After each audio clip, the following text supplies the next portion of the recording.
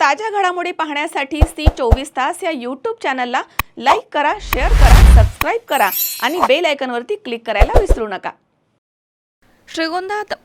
Shrigonda police ठाण्यामध्ये नुकतेच रुजू झालेले पोलीस निरीक्षक संजय ठेंगे यांनी पदभार स्वीकारताच कायदा आणि सुव्यवस्था अधिक सक्षम करण्याच्या दृष्टीने आक्रमक भूमिका घेतल्याचं पाहायला मिळालंय।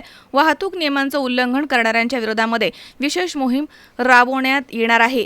काळ्या काचा, नियमबाह्य नंबर प्लेट आणि इतर वाहतूक नियमभंग करणाऱ्यांवरती कारवाईचा बडगा उगारण्यात आला आहे। दुसरीकडे ऑपरेशन मुस्कान अभियानाअंतर्गत हरवलेल्या अल्पवयीन मुलींचा शोध घेण्यात देखील श्रीगोंदा पोलिसांना यश मिळतंय।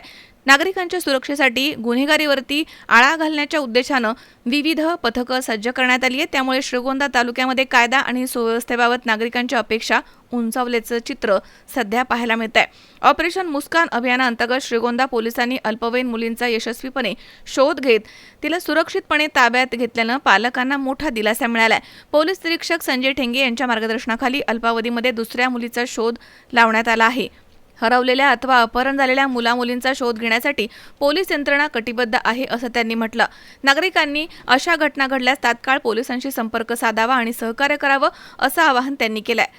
श्रीगोंदा पोलीस स्टेशन हद्दीमध्ये काही अवैध धंद्याचे व्यावसायिक काळ्या काचा चारचाकी वाहनांना लावून त्याच्यामधनं काही तस्करी करत असतात अशी गोपनीय माहिती मिळाल्यामुळे आजपासून श्रीगोंदा पोलीस स्टेशनच्या वतीने ज्या ज्या चारचाकी वाहनांवर काळ्या काचा बसवलेल्या आहेत त्याच्यावर दंडात्मक कारवाई सुरू केलेली आहे। त्याचबरोबर त्या कारवाई दरम्यानच त्या काचांचं जे काही काळी फिल्म आहे ती काढून टाकण्यात येत आहे।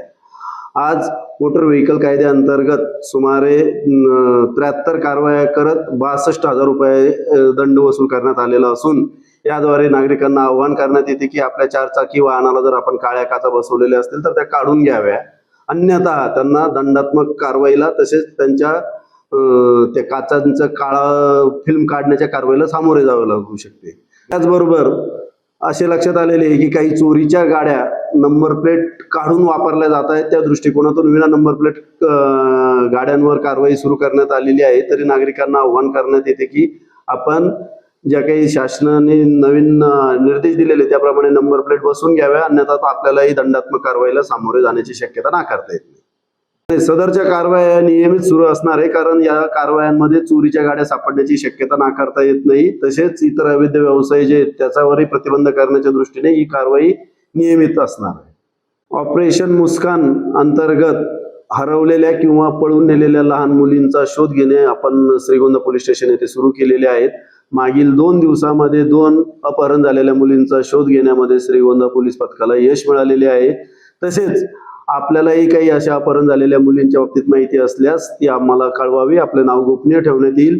तसेच अपहरणामध्ये इन्व्हॉल्व असलेलं कुणीही, ज्याने कुणी मदत केली, ज्याने कोणी निवास उपलब्ध करून दिलं, लॉज हॉटेल उपलब्ध करून दिलं, त्या सर्वांना आरोपी करून त्यांच्यावरही कारवाई करण्यात येणार आहे, याची सर्वांनी नोंद घ्यावी। सुहास कुलकर्णी, सी24 तास, श्रीगोंदा।